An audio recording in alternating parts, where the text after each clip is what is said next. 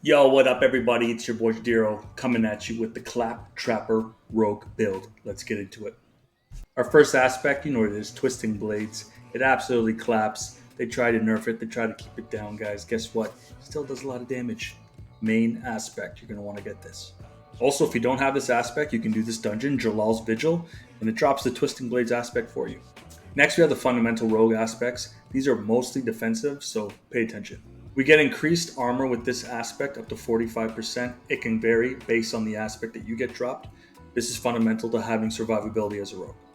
The second fundamental aspect I have here is basic skills grant 20% damage reduction for 4.5 seconds. Survivability for rogue, clutch. Third, we take 28.5% less damage when crowd controlled. Survivability, always a must. My spicy key aspect is Eyes in the Dark. What this does is it rearms Death Trap. It keeps pulling all the bad guys in together and it keeps rearming itself. It's really good for crowd control, keeping your uptime going, and damage. It's really good. You're going to see it later in the demonstration. Gems for rogues, guys, I always recommend going Topaz as it reduces the damage you take by 10% while you're crowd controlled. 9 times out of 10 when you're dying, it's because you're crowd controlled as a rogue. For amulets and rings, I always go skulls. It gives me armor. Armor reduces the physical damage I take. And last, for weapon gems, I always go the green emeralds because it increases my critical strike damage to vulnerable enemies. Puncture does a really good job of regenerating energy and also making enemies vulnerable. Let's get into the primary and secondary skills next. We're going to go puncture. We're going to want to go enhanced puncture. And then we're going to go fundamental puncture. We're going, of course, Twisting Blades, the bad boy. This does so much damage. Then we're going to go Enhanced Twisting Blades, and then we're going to go Advanced Twisting Blades. Then we're going to want to go Dash, Enhanced Dash, and Methodical Dash. I see a lot of people going Shadow Step. If you feel so inclined, go Shadow Step. I like the freedom that Dash presents. It allows me to move in any direction I want to if stuff gets hot. Then we go Poison Trap. Then we go Enhanced Poison Trap, and then we go Countering Poison Trap. Countering Poison Trap has the 30% chance to reset the cooldown of your imbuments. For the imbuement that we're going poison imbuement, then we're going enhanced poison imbuement, and then we're going mixed poison imbuement. For our ultimate, we're going death trap, then we're going prime death trap, and then we're going supreme death trap. For our key passive, we're going to go exposure. This has the chance to reset our trap skills by 20% or drop a cluster of stun grenades to stun our enemies. So going exposure will help us use death trap more frequently. Let's go to secondary skills next. We're going a full 3 in Sturdy for damage reduction, a full 3 in Siphoning Strikes for life on hit, a full 3 in Weapon Mastery for damage, a full 3 in Exploit for damage, and a full 3 in Malice for damage.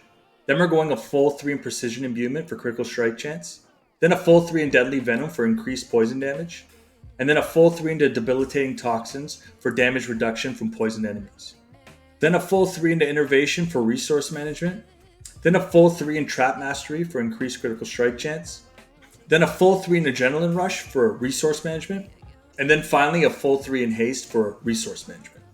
That's the primary and secondary skills, guys. Let's get into the specialization next.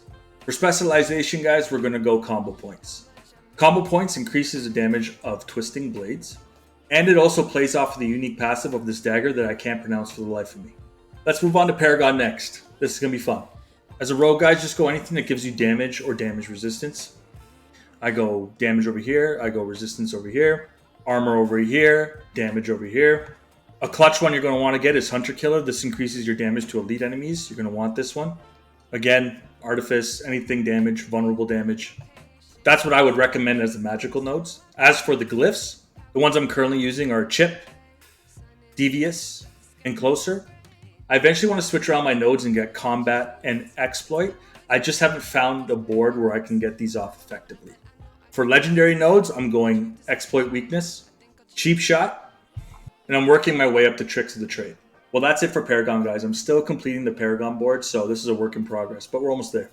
Let's get into the build demonstration next. I'm going to do Wave Clear like I always do and single target damage, and then I'm going to outro. All right, our first elite. Let's see if we can get some good Wave Clear here.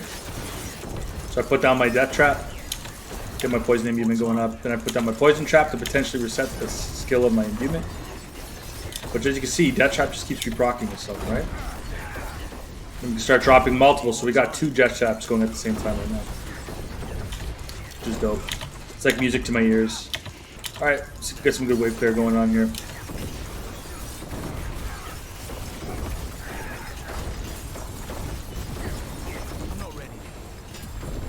Sheesh. Love it. Death Trap just reprocking itself. Alright guys, we're going to be getting into some single target damage here. Let's see how fast we can murk Mother's Judgment.